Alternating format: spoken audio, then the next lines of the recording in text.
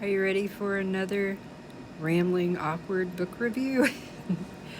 So I just finished the audiobook of Still Beating by Jennifer Hartmann, and I really went back and forth on how to rate this one, but I decided to give it 4 stars. I read some reviews on Goodreads, and it seems to be a book that people either love or hate. I really liked it. I'm not saying I loved it. I mean, there's parts of it that I had issues with, and the characters were kind of unlikable at times. They were kind of annoying at times. But the story itself just, it grabbed me and did not let me go. It's like I had to keep listening to it. It took me a couple days to actually listen to all of it. I had to take a break here and there just because life and sleep. Everybody needs sleep. But it just, as soon as I woke up, I wanted to start listening to it again. So I've been listening to it ever since I got to work tonight.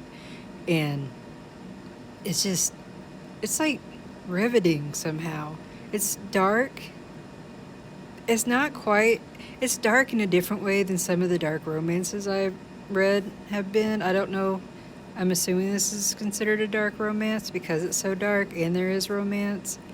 I guess I should have looked at the genre and everything. Anyway, so the things I loved about it were it's really intense. It's a really intense read. It's like there's so much emotion that goes into it. And I mean, if you haven't heard of it, basically there's Cora, who is I believe, 29-year-old English teacher. She has a sister named Mandy, who I found very shallow and just really annoying. And her fiance, Dean. So Dean and Cora,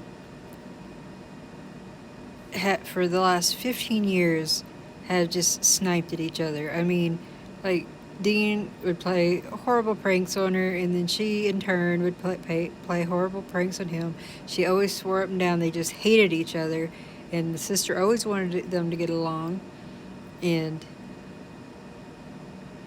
one night, I think it was after Mandy's birthday party, Cora is at the bar alone, and she gets a little tipsy, and she gets outside, and she wants to call an Uber to get a ride home when she realizes her wallet has been stolen, and she has to call Dean to come pick her up, and they get kidnapped and taken by this horrible person to a basement out in the middle of nowhere, and they're forced to do just unspeakable things.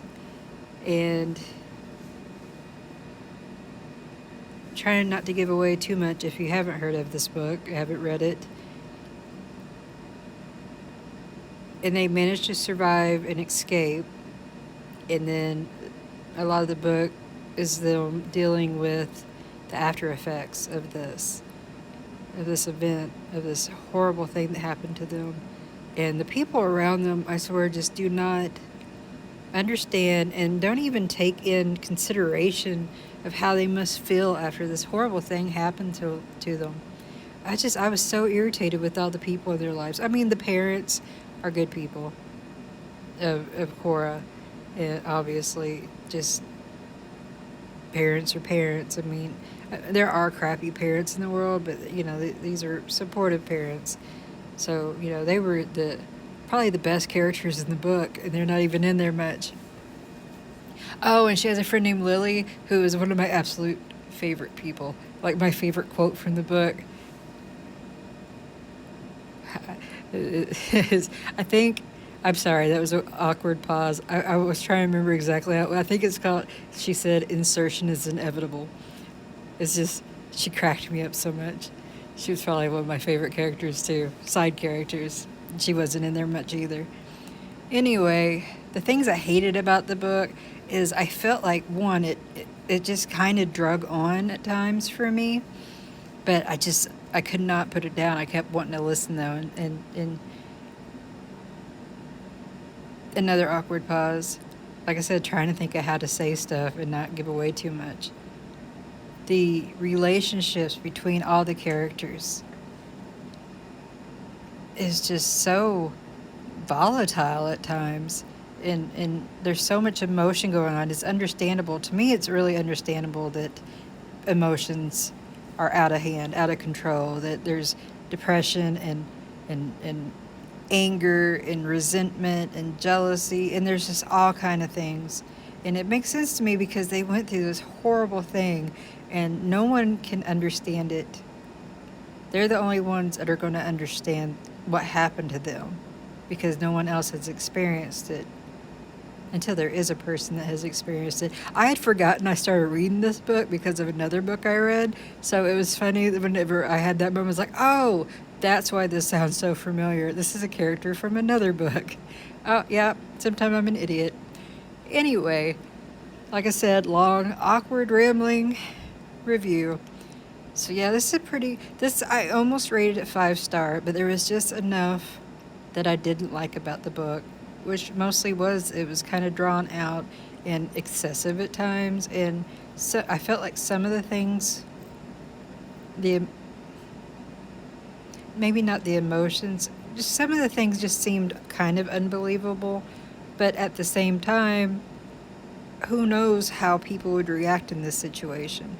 So anyway, I gave it a 4-star. It's a good solid 4-star. I mean, it wasn't even a low 4-star. It was kind of towards the higher 4-star. I don't do like halves and 3/4 and all that, but yeah, a high 4-star. So would I recommend it? Yes, I would recommend it if you like kind of dark, twisted